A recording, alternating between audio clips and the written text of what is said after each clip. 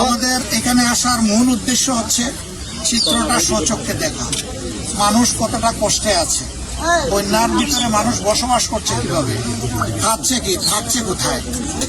আমরা এই পরিবারগুলোর পাশে দাঁড়াই।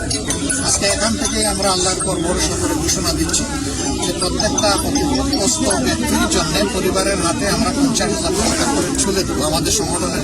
আমরা এখানে এসে যা জানতে পারলাম, বাঁশখালীর দক্ষিণাঞ্চল আরো বেশি ক্ষতিগ্রস্ত, পশ্চিমাঞ্চলও ক্ষতিগ্রস্ত। আমরা যেতে পারবো কিনা জানি না, আমরা যতদূর সম্ভব যাবো। তারপরে এখান থেকে আবার আমরা একটা সাতকা নিয়ে যাবো।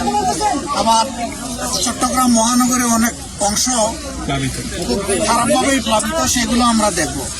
আমাদের এখানে আসার মূল উদ্দেশ্য হচ্ছে চিত্রটা স্বচক্ষে দেখা, মানুষ কতটা কষ্টে আছে, বন্যার ভিতরে মানুষ বসবাস করছে কিভাবে, খাচ্ছে কি, থাকছে কোথায়।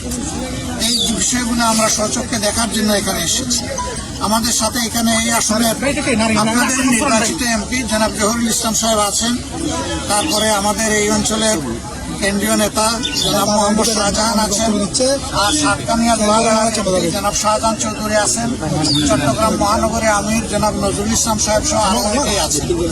এই দক্ষিণ জেলার সেক্রেটারি সহ আরো অনেকেই এখানে আমাদের সাথে আছেন। আমরা আজকে সারাদিন আপনাদের সাথেই কাটাবো। এখান থেকে কাটিয়ে আমরা ইনশাআল্লাহ রাত্রে ঢাকার দিকে ফিরবো।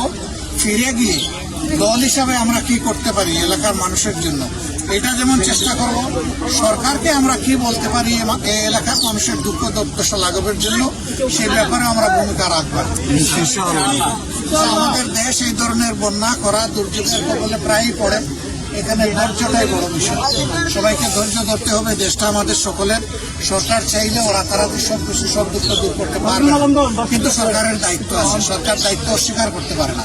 এই জন্য সরকারের সর্বোচ্চ অগ্রাধিকার দিয়ে এখন যাতে বন্যা কবলিত এলাকা, বিশেষ করে 4টা বিভাগ, চট্টগ্রাম, তারপরে সিলেট, ময়মনসিংহ এবং রংপুর, এই 4টা বিভাগ বেশি ক্ষতিগ্রস্ত।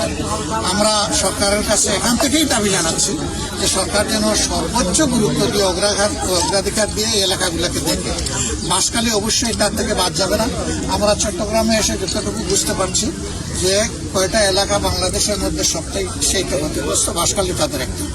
তো এই জন্যে আমরা কক্সবাজার তো ভাই চট্টগ্রাম বিভাগের ভিতরেই আছে, এই জন্য বলছি যে সারা বিভাগই তো এখন পানির মধ্যে।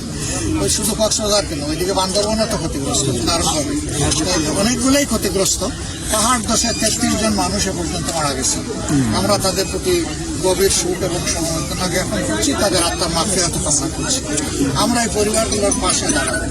আজকে এখান থেকেই আমরা আল্লাহর উপর ভরসা করে ঘোষণা দিচ্ছি যে প্রত্যেকটা ক্ষতিগ্রস্ত ব্যক্তির জন্য পরিবারের হাতে আমরা 50,000 টাকা করে ছুলে দেবো আমাদের সংগঠনের পক্ষ থেকে। এটা কোনো সরকারি টাকা না, আমাদের কর্মীরাই এই ধরনের বিপদে আপদে মানুষের পাশে এসে দাঁড়ায়। ওই তাদের দেওয়া অনুদানগুলোই আমরা এই সমস্ত পরিবারের হাতে পৌঁছে দেব।